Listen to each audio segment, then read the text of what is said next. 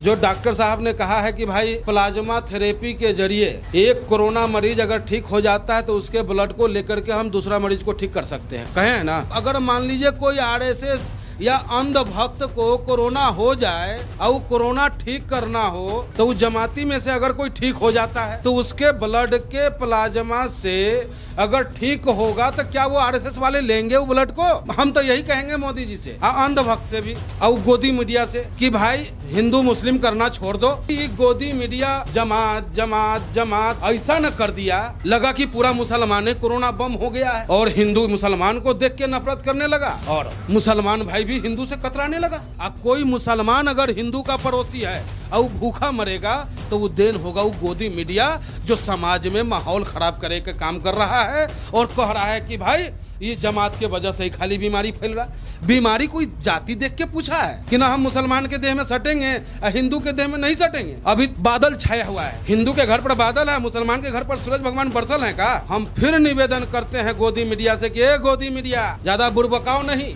हिंदुस्तान के जनता हिंदुस्तान से प्यार करता है और भाईचारा में विश्वास रखता है, गांधी जी के बात को मानता है कि रघुपति राघव राजा राम पतित पावन सीताराम। पोथी पटपट जगबू भैया पंडित भया न कोई, ढाई आखर प्रेम का पढ़े सो पंडित होए। और जहाँ तक हम हिंदुस्तानियों की बात है, हम हिंदुस्तानी में न हिंदू है न मुसलमान है, हम सब बड़े एकता के साथ भाईचारा के साथ रहते हैं।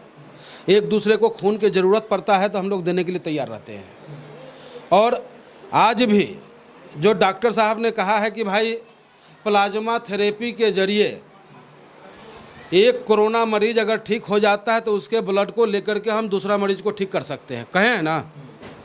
तो मेरा ये कहना है कि ठीक है कि वो ठीक हो जाएंगे, लेकिन जो गोदी मीडिया जो हमारे देश और प्रदेश का माहौल ख़राब करेगा काम कर रहा है, उनको हम कहना चाहते हैं कि उनमें से अगर किसी को कोरोना हो गया या कोई तिलकधारी को कोरोना हो गया और दाढ़ी वाले का भी कोरोना हुआ है और दाढ़ी वाले का कोरोना ठीक हो गया तो क्या वो दाढ़ी वाले जिनका कोरोना ठीक हुआ है उनके ब्लड को वो तिलक वाले लेंगे?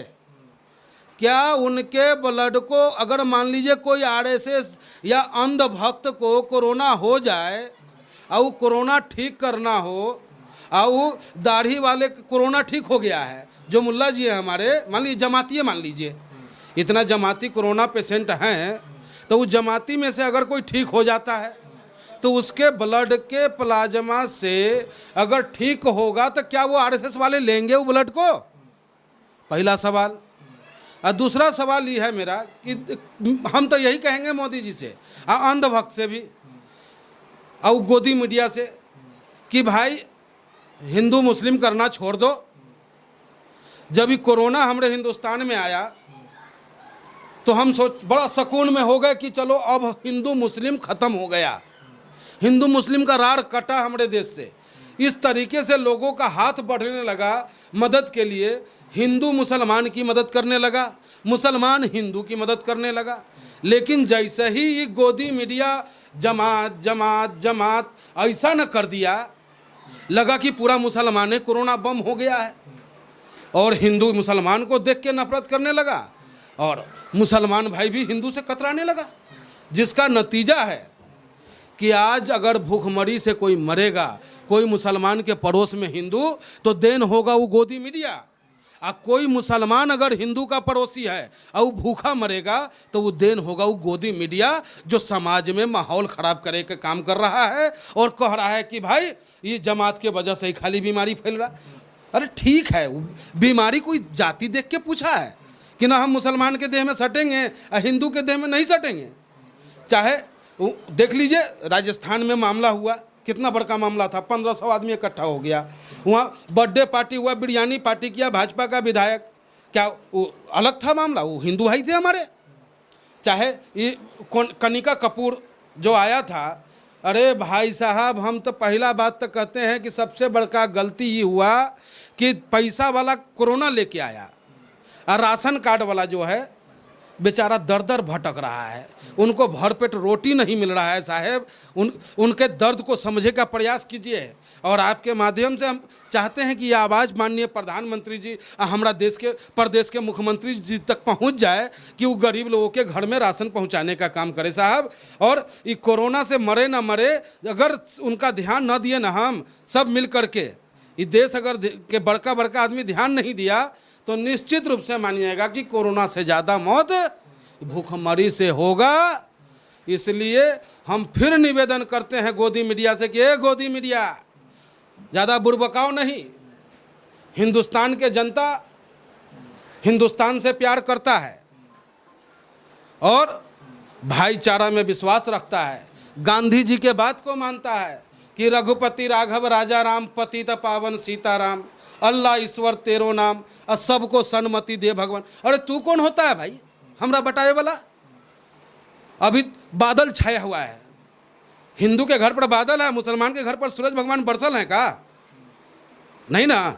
अभी बारिश होगा तो खाली मुसलमान के घर पर पड़ेगा कि हिंदुओं के घर पर पड़ेगा? बड़ा मक्कार लोग हैं। सबसे पहले मान लीजिए कोनो अंधभक्त अगर है ना उसको कोरोना के बीमारी वाला और उसको चाहिए वो प्लाज्मा ब्लड, तो सबसे पहले जमाती का ब्लड जो है ना हम समाजवादी को नहीं देगा। हम समाजवादी का कोई सिपाही अगर वो कोरोना पीड़ित है, अब मान लीजिए एक आदमी देवे वाला है ब्लड और वो भी जमाती वाला है, मुल्ला जी है कोई, तो वो ब्लड लेके चुपचाप और वो अंधभक्त को दे देंगे और हमरा समाजवादी को मार देंगे। तो ये तो इनका नीति है। ये कहते कुछ और है, करते कुछ और हैं। अरे भगवान राम हमारे कितना बढ़िया सबरी के जूठा बेर खाते हैं। गुहू महाराज जो भील जाति के थे उनको बराबर में बैठाते हैं। ये लोग जो है खाली भेदभाव करके हमको आपस में लड़ाते हैं, लेकिन हम सब ठीक ठाक हैं, हम लड़े वाला नहीं है। उनको कह दीजिए और उनको मैसेज भी दे देते हैं कि हम हिंदुस्तानी भाई लड़ने वाले नहीं हैं, मजबूती के साथ कोरोना से भी लड़ रहे हैं, लड़ेंगे और भारत को मजबूत किए हैं, आगे भी करेंगे। और पूरा विश्वास है कि कोरोना ख़त्म होने के बाद हमारा भारत जो है विश्व का नंबर 1 देश बनेगा। हम हिंदू मुसलमान मिलके फैक्ट्री में मजबूती से काम करेंगे, अपना ठेला मजबूती से चलाएंगे, अपना कारोबार जो है उसको पूरा ईमानदारी के साथ करके देश के रथ को विश्व पताका फहराने के लिए मजबूत कर देंगे। ये जो मुंबई में जो भीड़ इकट्ठा हुई थी उसको लेकर जो है कहा जा रहा है, उसको लेकर भी टारगेट किया गया कि मस्जिद के सामने भीड़ इकट्ठा हुई। अब देखिए ना, एक तो भीड़ जो इकट्ठा हुआ वो कहीं ना कहीं गोदी मीडिया के खेल था, वो जेल भी गया ना कि ट्रेन चल रहा है, फलाना चलेगा, ढिमका चलेगा। और दूसरा बेचारा वो मारा गया जो जनता की आवाज़ उठाने वाला विशाल दुबे हैं। विशाल दुबे बताइए कहाँ से कहाँ तक नजायज बोला है भाई। आज यही हमारे योगी जी उस छात्र के लिए बस का व्यवस्था कर रहे हैं, नहीं कर रहे हैं? और वो बेचारा विशाल दुबे अगर बस का व्यवस्था मजदूर के लिए कर रहा था, कौन सा जुल्म कर दिया भाई? और उस चक्कर में बेचारे को जेल भेज दिया। तो ये गलत बात है। लेकिन समर्थ को नहीं दोष गोसाई, जेकर लाठी रामचंद्र जी कह गए सिया से, ऐसा कलयुग आएगा और जेकरा हाथ में होगा लाठी भैंसी खोल ले जाएगा। तो अभी लाठी तो भैया मोदी जी या योगी जी के पास, भाजपा वालों के पास है, जो मन करे वो करे, कोई बात नहीं। लेकिन जब ये दिन नहीं रहा, जब वो दिन नहीं रहा तो ये दिन नहीं रहा, ये दिन नहीं है तो आगे आने वाला भी दिन जो है इनका नहीं रहेगा। जनता जो है सब बुझ गया है। देखिए माननीय योगी आदित्यनाथ जी हमारे प्रदेश के मुख्यमंत्री हैं और वो अपनी जिम्मेदारी निभा रहे हैं, जहाँ तक हम मानते हैं मीडिया के माध्यम से। हम मीडिया में पढ़े और सुने भी, मुख्यमंत्री जी कहें कि हमारा स्टेट में कोनो भूखा नहीं रहेगा भाई। जेकरा पास राशन कार्ड है ओकरो राशन मिलेगा, जेकरा पास नहीं है उसको भी मिलेगा। तो हम भाई विपक्ष में राजनीति करते हैं तो हमारा भी धर्म और फर्ज बनता है कि हम सरकार को बताएं, सरकार के नुमाइंदा जो अधिकारी है उनको हम बताएं कि साहब फलाना फलाना क्षेत्र में फलाना इतना लोग जो है भुखमरी के अगार पर है, उनका मदद किया जाए। इसी चक्कर में जो है हम परसों अपने सिटी मजिस्ट्रेट साहब को भी फ़ोन किए थे, गाजियाबाद वाले को। हम कहे कि साहब हम अपने स्तर से तो जितना हो सका लोगों को मदद किए हैं। लगभग 370 घर में राशन हम पहुंचाए थे, 5-5 किलो आटा, चावल, दाल, जो हो सका लोगों से भीख मांग मांग के हम पहुंचाए हैं। जब अब हम न भीख देवे वाला रहा और लॉकडाउन का ऐसा सीजन है कि हम जाइयो नहीं सकते हैं सब जगह, तो हम मजिस्ट्रेट साहब से बोले कि साहब ऐसा ही साहब मामला है कि मां अन्नपूर्णा योजना के तहत जो खाना बन रहा है वो कहाँ जा रहा है, ज़रा कुछ खाना पैकेटवा हमारा यहाँ भिजवा दीजिए। फिर एडीएम साहब को बोले कि एडीएम साहब से बात कीजिए, उनसे बात किए, उन्होंने कहा पटवारी जी से बात कीजिए, पटवारी जी से बात किए, रात में 9 बजे जाके 100 पैकेट हम खाना लेके आए। 100 पैकेट खाना 10 घर में बढ़ जाएगा साहब। एक घर में 4 आदमी है, एक घर में 5 आदमी है, एक घर में 10 आदमी है, जैसन संख्या उतना पैकेट देवे पड़ेगा आपको। तो मान के चलिए कि 15-20 घर में हम दिए।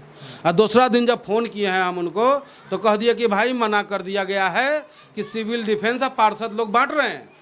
लेकिन हम कहना ही चाहते हैं कि पार्षद लोग कितना बांट देंगे भाई, आप कितना पैकेट दिए हैं उनको?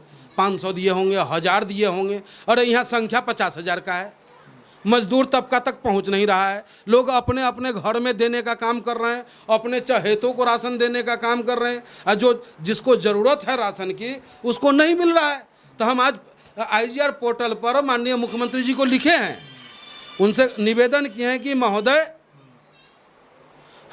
साहिबाबाद विधानसभा के दिल्ली के सीमावर्ती इलाके में जो क्षेत्र है हमारा, चाहे वो शहीद नगर है, गरिमा गार्डन है, पसौंडा है, राजीव कॉलोनी है, गगन विहार, भोपुरा, भोआपुर, महाराजपुर, इस सब क्षेत्र में जो है मजदूर तबका के लोग, बिहार पूर्वांचल के लोग मजदूरी करते और रहते हैं। उन लोगों का जीवन यापन का बड़ा बुरा हाल हो गया कि साहब खाना का व्यवस्था ना होने की वजह से वो जा रहे हैं दिल्ली में खाना लेने, और डर है हमरा कि दिल्ली से वो खाना के साथ साथ कोरोना लेके ना आ जाएं। इसलिए साहब हमारे क्षेत्र में अभी तक कोरोना नहीं आया है, इसलिए आप जो है हमारे क्षेत्र के मजदूर भाई के लिए खाना की व्यवस्था करिए ताकि हमारे क्षेत्र में कोरोना ना आ सके। यही हमारा मांग है मुख्यमंत्री जी से, ये मांग है हमारा गाजियाबाद के जिला अधिकारी से कि अगर राशन कार्ड जिनके पास नहीं है तो उनका लिस्ट चाहेंगे तो हम लिस्ट उनको दे देंगे पूरे क्षेत्र का, उन लोगों के बाकायदा नाम, नंबर, परिवार के संख्या, उनके घर राशन मुहैया कराने का कृपा करें। हे प्रभु, मत सताओ गरीब को, मत सताओ गरीब को, गरीब रो देगा और सुनेगा उसका आवाज़ तब पत्थरों के तोड़ देगा। तो आप कहाँ हैं साहब और हम कहाँ हैं? अभी कोरोना सबको बता दिया कि बड़का छोटका सब एक है, सब घर में पैक है। इसलिए भैया भगवान को मानिए और जनता से अपील कि लॉकडाउन का सम्मान कीजिए, लॉकडाउन में का पालन कीजिए और अपने देश को बचाइए, मजबूत कीजिए। जय हिंद, जय भारत, जय समाजवाद।